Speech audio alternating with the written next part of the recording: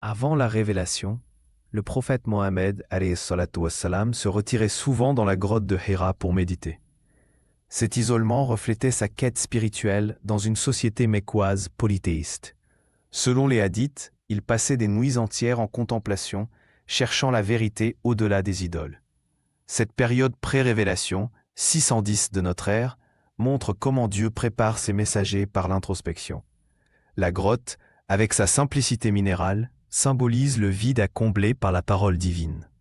N610 CE, l'ange Djibril apparut à Mohammed dans la grotte de Hira avec le premier verset du Coran. Lis au nom de ton Seigneur qui a créé.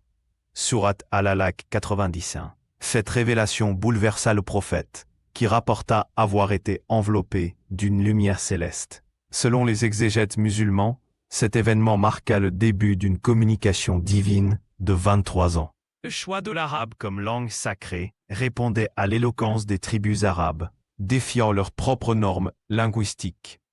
Après la révélation, Mohammed, le Salem, partagea immédiatement les versets avec son épouse Khadija, première convertie à l'islam.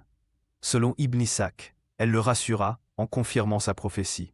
Ce cercle intime incluait aussi Ali ibn Abi Talib et Abu Bakr. La mémorisation orale commença ici, méthode cruciale dans une société majoritairement analphabète. Les premiers versets soulignaient la connaissance, Iqra, et la création, posant les bases d'une religion centrée sur l'apprentissage. Les Mécois, notamment les Banu Quraysh, rejetèrent violemment le message de l'islam, craignant pour leurs intérêts économiques liés au pèlerinage polythéiste.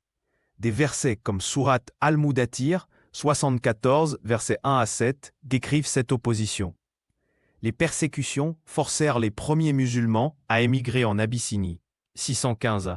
Pourtant, le Coran persista à prôner la patience, sabre et le dialogue, comme dans Sourate An-Nahl, 16, 125. Appelle à la voix de ton Seigneur avec sagesse, jusqu'.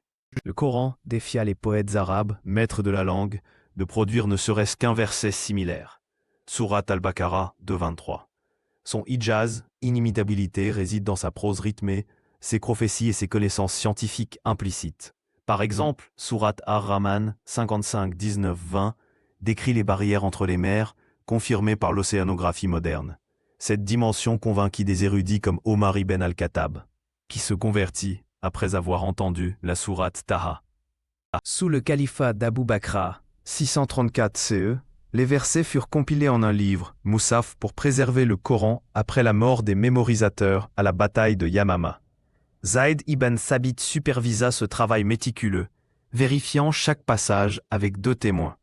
Ce processus garantit l'authenticité du texte, inchangé depuis 14 siècles.